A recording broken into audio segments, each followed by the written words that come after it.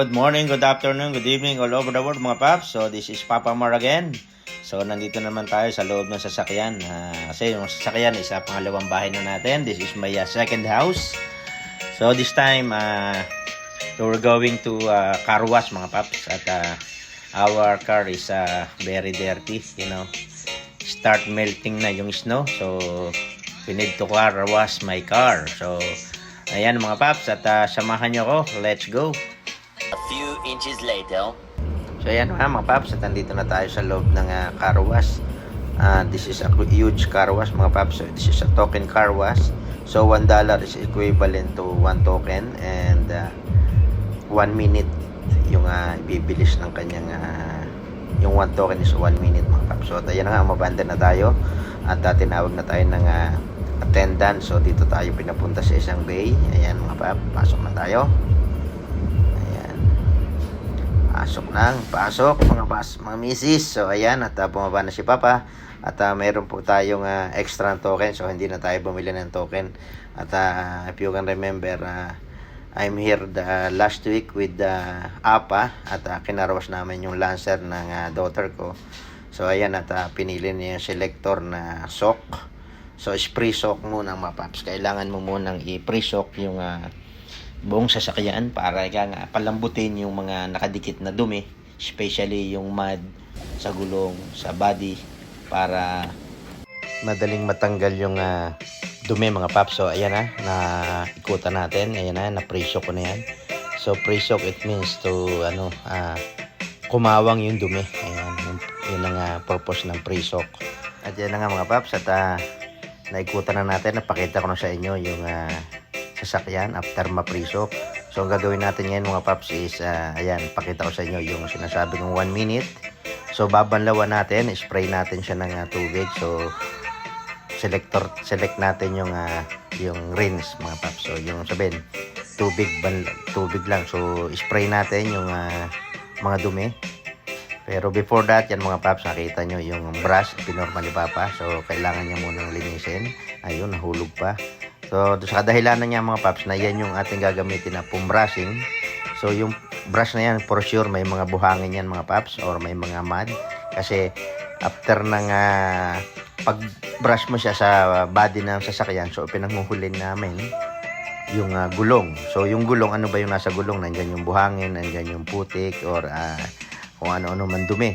So, kung ididirekta mo yun mga paps na ikukuskus sa sasakyan mo, so, sigurado, gas-gas or magkakaroon ng scratch yung ating sasakyan mga paps. So, yung ginagawa natin ngayon binabanlawan natin mga paps yung after ma-pre-soak. So yung pre-soak para kumawang yung dumi mga paps.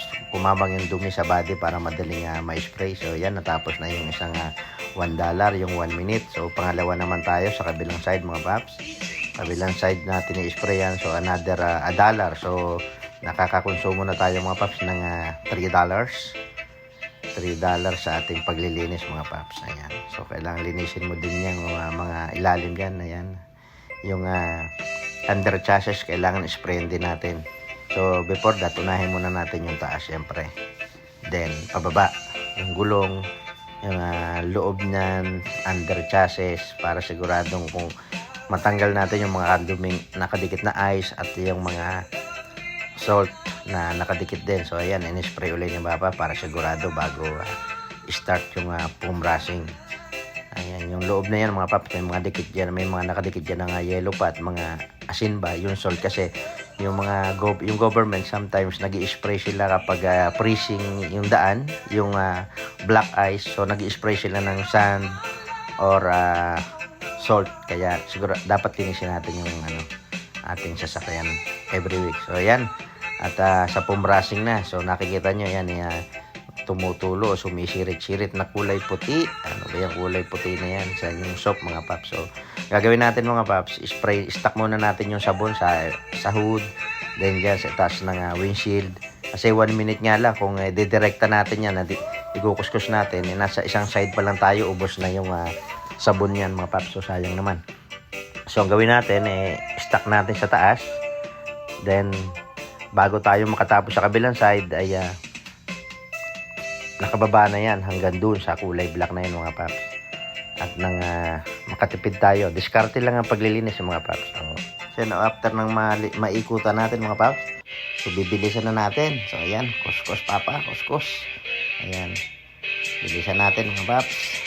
So after nyan mga paps, ibabanlawan natin mga 2 banlaw. So ayan, ang likod. Then after that, yung gulong, yung 4 na gulong, linisin natin mga paps. So ayan na nga, at mukhang natapos na.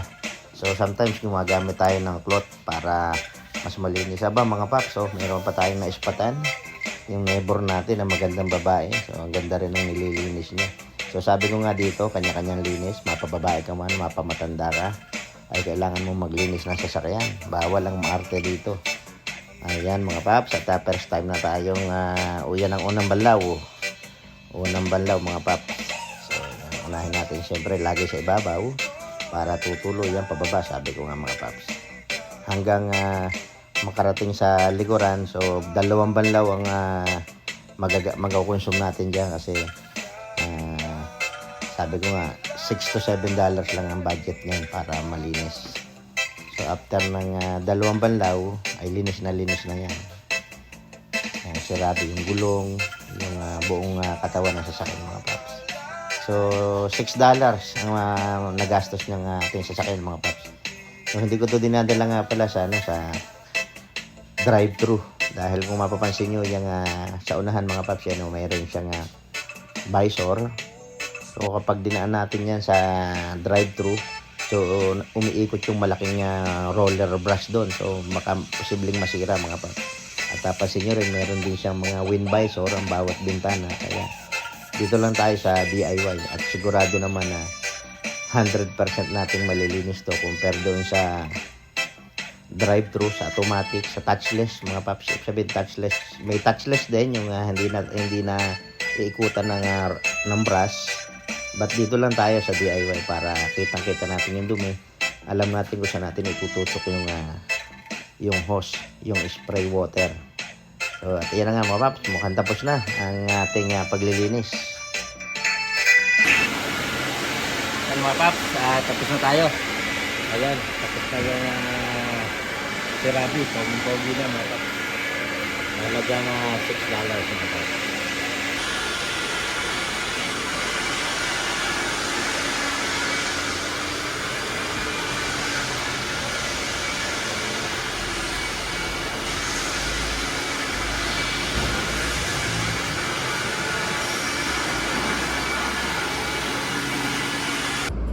Ayan mga paps, at tapos na kami. Tapos na ako maglinis kay Rabi. So ayan, nakita nyo mga paps kung paano maglinis dito. At napansin nyo naman kanina may mga nahagip na babae na naglilinis. So anong mga estado ng buhay mo dito ay kailangan mo maglinis ng sasakyan mo. So this is a token car wash mga paps. So kung ayaw mo naman ng token car wash, you can go to the drive-thru, but you will spend $12 or more. So dito I expend $6. Napansin nyo, $1 for soak, $1 for rinse. 2 beses ko muna siyang binanlawan bago ko siya sinabon, para just to make it sure na no sand. So ayan, nakita nyo may babae na naman, oh. May babae na naman tayong nakita na sila yung naglilinis. Ayan, kita nyo, talaga maglilinis ka ng sasakyan mo rito. Sabi ko nga, so I expend $6. $3 ang $3 bago ko siya sinabon. Then $4 for the foam brushing. So then another $2 for rinse, so banlawan. Time is 7 o'clock, napakataas pa ng araw mga paps. So yan, may limousine. Pakita ko sa inyo yung limousine dito. So naglalaman niya ng almost 16 passenger yung limousine na yan. Yan ang limousine mga paps. If you're going to a party inside, yan, napakahaba. So yun nga, sabi ko nga mga paps, balik tayo. So you will expend $6 to $7 for SUV, except pa yung vacuum. So hindi ko na ito binacuum mga paps kasi Kababacuum ko lang nung the other day sa bahay. So if you're gonna vacuum everything, you will spend $10 mga paps by yourself. Ayan. Napakaganda na mga ng panahon mga paps. So sana no more snow na. Kung nakita niyo naman yung mga babae kanina, sila yung naglinis ng sasakyan. Kasi sabi ko nga rito, hindi pwede ang maarte dito sa Canada. Kung ayaw mo mag-car wash by DIY, you can go to the drive-thru. So spray lang yon. Hindi masyadong para sa akin hindi 100% yung linis. So ito nalilinis mo yung under chassis, may spray mo. Nasa sa yun, linisin mo.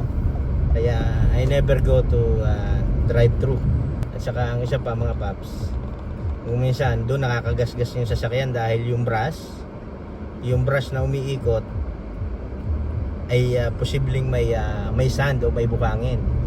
So yung sa akin naman dito sa DIY, napansin nyo naman na in-spray ko muna, nilinis ko muna siya bago ako mag-foam brushing. Kasi katulad dun sa akin, hinuhuli kong linisin yung gulong. So syempre yung gulong may putik, may buhangin. So kailangan linisin mo muna yung brush bago mo gamitin. So doon sa automatic or drive-thru, wala namang naglilinis nung brush na kumakapit. Actually hindi naman siya dumadaan sa gulong. Kaya lang kung minsan hindi na i-spray muna, hindi na i-spray ng maayos. Kaya yun lang para sa akin, I like the DIY. So yan lang mga paps, ulitin ko. Thank you very much for watching, sa sumama sa akin sa panonood. So ito ang buhay dito sa Canada. Ayan, nakita nyo yung weather, maganda na. Natapos na yung snow. So yan, hanggang dito na lang. And thank you very much for watching. Please click the notification bell para updated pa kayo sa aking mga i-upload pang video. So yan, thank you very much again. And I love you all. Bye bye.